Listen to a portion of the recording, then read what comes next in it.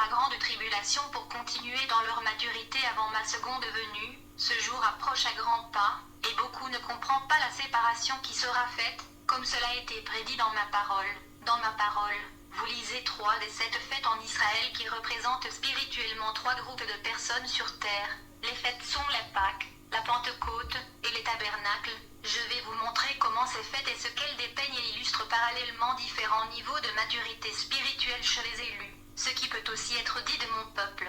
La fête de l'orge à la Pâque représente mes vainqueurs, ceux que je ravirai et transformerai en premier, car cela est parallèle à la première récolte annuelle à être récoltée en Israël.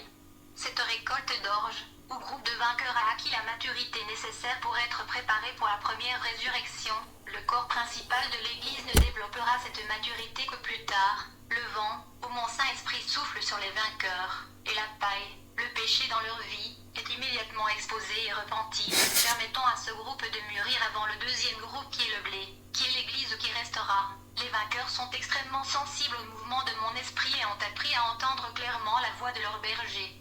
Chemin avec moi, que ceux qui n'ont pas encore appris à le vaincre, ces prémices me placent comme leur premier amour surtout. Les vainqueurs ont également appris à ne pas réagir instantanément à une situation, mais plutôt à prendre du recul et à demander à mon Saint-Esprit comment répondre avec amour. Je vous ai appris à toujours me demander de vous montrer quelle est la réponse la plus aimante dans les situations ou traitements auxquels vous êtes soumis. Il y a un niveau de maturité où vous apprenez à répondre et réagir avec amour, en particulier à ceux qui vous ont blessé.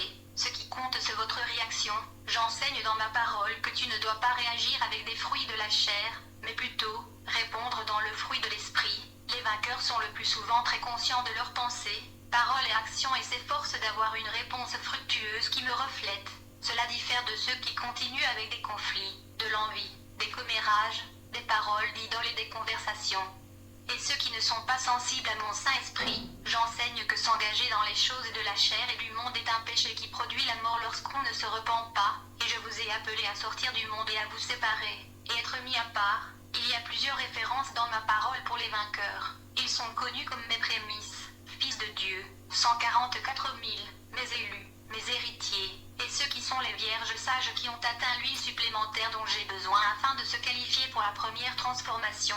Ils sont appelés sans tache devant le trône. Ceux qui se lèveront dans la première résurrection, et ceux qui seront mes rois et prêtres, ils sont des joyaux dans ma couronne. Ils gouverneront et régneront avec moi pendant 1000 ans et seront sauvés de l'étang de feu, en prenant part au jugement des 2 groupes restants. Mes prémices sont appelés à une vie de brisement. Ils connaissent souvent des épreuves et des trahisons. Et ce sont eux qui sont appelés à souffrir à mes côtés afin qu'ils reçoivent la couronne de vie. Ils ne passent pas leur vie dans le confort. Beaucoup souffrent d'infirmités et d'afflictions de toutes sortes, qu'elles soient physiques ou autres. Ils sont appelés à abandonner tout ce qu'ils savent dans cette vie, et ils comprennent que c'est pour un résultat que j'ai ordonné, afin que le moi soit vaincu et que ma gloire soit révélée en eux et par eux. Ils souffrent pour que je prouve l'authenticité de leur grande foi. Ils ont été appelés à porter dans leur corps ma mort, afin que ma vie puisse être révélée en eux. N'ai-je pas déjà dit que vous devez vivre une vie crucifiée, mais afficher une vie glorifiée?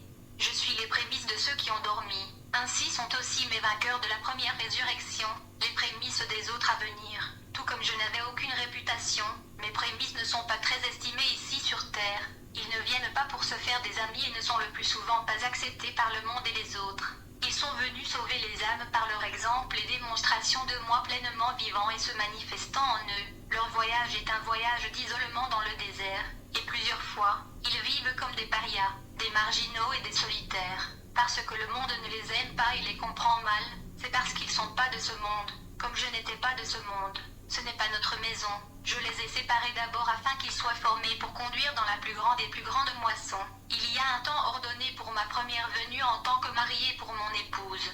Et à cause des épreuves ardentes que mes prémices ont surmontées avant ce point, ils sont le premier groupe à mûrir pleinement en moi, permettant à ma présence de les gouverner complètement. Cette maturation précoce les qualifie en tant que leaders. Mes vainqueurs ne se considèrent pas justes, parce qu'ils connaissent mieux que la plupart la méchanceté de leur propre cœur. Venant péchera moins, car ils marchent en harmonie plus étroite avec mon Saint-Esprit, et se repentent quotidiennement, même plusieurs fois par jour, étant prompts à captiver une pensée et à réprimander les esprits ennemis et leur nature pécheresse. Leur discernement est raffiné, et ils marchent régulièrement dans l'obéissance avec une grande discipline. Ils sont extrêmement consciencieux et à l'écoute de mon esprit. Mes prémices ne se livrent pas à des activités impies ou à des affaires mondaines inutilement ou intentionnellement. Ils font très attention à la compagnie dans laquelle ils se tiennent. Ils ne regardent, ne lisent ou n'écoutent pas des choses que je trouve offensantes. Ils appellent ce qui est sain, sain, et ce qui est mal, mal, contrairement à ce que le monde fait aujourd'hui. Ils n'ont pas peur de défendre la vérité, peu importe le prix, et pour beaucoup, le prix a été tout, car il y a toujours un grand prix à payer pour ce diplôme d'abandon et d'obéissance à moi. Ce groupe ne veut rien de ce monde, parce qu'ils marchent dans les promesses que j'ai faites, et savent qu'ils ne sont ici que pour mes desseins et pour si peu de temps, avant que je les ramène à la maison. La deuxième récolte récoltée en Israël a lieu autour de la Pentecôte, Shavuot. Cette fête est la moisson du blé et représente l'Église, ceux qui ne seront pas entièrement préparés à me rencontrer, leur époux quand j'apparaîtrai pour mes prémices. Leurs lampes ne sont pas complètement remplies d'huile, mais pourtant ils sont encore sauvés de la damnation éternelle. Ces enfants croient en moi, ils sont sauvés, et m'appellent leur Messie. Mais, ils ont besoin d'un plus grand battage par des épreuves, afin qu'ils soient spirituellement préparés à affronter ma présence. Ce groupe est ce qu'on appelle souvent le laisser derrière. Le battage ou le jugement qu'on leur laissera endurer dans la tribulation sera plus sévère, tout comme le blé doit être battu pour séparer l'ivraie. Cependant, cela entraînera une grande purification, et assurez-vous qu'ils sont prêts à me rencontrer à ma seconde venue. Ce deuxième groupe plus important fait souvent des compromis dans la vie de diverses manières. Ils ne sont jamais engagés pleinement dans leur cœur et vie pour moi. J'aime tout mon peuple de la même manière, mais ce groupe ne croit pas à la marche dans l'obéissance complète et n'est donc pas prêt à me rencontrer lors de la première transformation. Ce groupe aura besoin d'une plus grande sanctification afin d'être spirituellement préparé. Ces croyants font de bonnes choses, mais sont ceux mentionnés dans ma parole comme les vierges folles qui n'ont pas d'huile supplémentaire au moment de ma première apparition en tant que mariée. Puis la porte se ferme. Ils sont souvent tièdes et sans engagement, manquant discipline et une forte conviction de foi. Ces âmes sont justifiées par la foi, mais ne se sont pas entièrement soumises à mon processus de sanctification, afin de revêtir ma nature complète. Une plus grande correction est nécessaire. Celles-ci recevront un jugement selon leurs œuvres et le niveau de préparation spirituelle qu'ils ont atteinte. Mes jugements les purgeront de toute iniquité laissée dans leur vie, et ce groupe devra endurer la grande tribulation, fuyant pour sa vie la marque de la bête, ou étant martyrisé à cause de mon nom. Mes enfants, ce jour est si proche de son accomplissement, si vous n'êtes pas pleinement habités par mon Saint-Esprit, baptisés de feu, nés de nouveau et vivant dans l'obéissance, alors vous n'avez pas appris à aimer ce que j'aime et à détester ce qui je déteste. Opérer de cette manière montre un manque de discernement du bien et du mal. Je vous ai enseigné dans ma parole des choses inacceptables pour moi. Ne pas débarrasser ces choses dans votre vie est un péché. Si vous m'aimez vraiment de tout votre cœur, esprit et âme, tu ferais ce que je te commande, et tu n'accepterais pas les voies du monde. Puisque les yeux sont la fenêtre de l'âme, rien d'impur n'entrera dans vos yeux ou vos oreilles, et vous seriez condamnés par des choses sinistres et sombres. Regardez, lire ou écouter des choses concernant la fornication, la luxure, l'homosexualité, le meurtre, l'idolâtrie, le blasphème, toutes les nombreuses choses qui inondent votre monde aujourd'hui. Celles-ci seraient toutes offensantes pour vous, comme elles le sont pour moi. C'est pourquoi ce deuxième groupe ne sera pas prêt quand le mois. Votre époux viendra pour ses premiers fruits. Voyez-vous maintenant pourquoi il doit y avoir une séparation? Car je ne viendrai que pour une épouse pure et sans tache, mon Église, qui a lavé ses robes et s'est préparée. Priez sincèrement sur ces paroles, car le résultat de les ignorer est si grave. Le dernier ou troisième groupe de personnes reflété dans ma fête des tabernacles est la vendange. Ce groupe est composé de ceux qui doivent être foulés aux pieds. Les raisins, lorsqu'ils sont récoltés, ont une peau très dure et doivent donc être écrasés pour obtenir le vin. Ce groupe recevra la forme de jugement la plus sévère, car ce sont les incroyants, les prostituées, les sexuellement immoraux, les meurtriers, les sorciers et les menteurs. Ils auront leur part dans le lac qui brûle de feu et soufre, qui est la seconde mort. Heureux ceux qui entrent dans la première résurrection. Mon peuple. Je suis conscient de mes amours de chaque épreuve et teste que vous endurez alors que vous observez. Attendez et priez pour mon retour. J'ai conçu qu'il en soit ainsi pour votre bien. Je vous appelle vainqueur, parce que je vous ai déjà vu à travers le plus difficile des circonstances que vous avez ici. Je vois combien le mal blesse votre cœur, comme il fait le mien. Je comprends le plus grand désir que vous ayez d'être libéré de l'esclavage de ce tabernacle charnel, et je peux vous raconter si intimement que cela n'est pas votre maison. Vraiment, ce n'est pas le cas.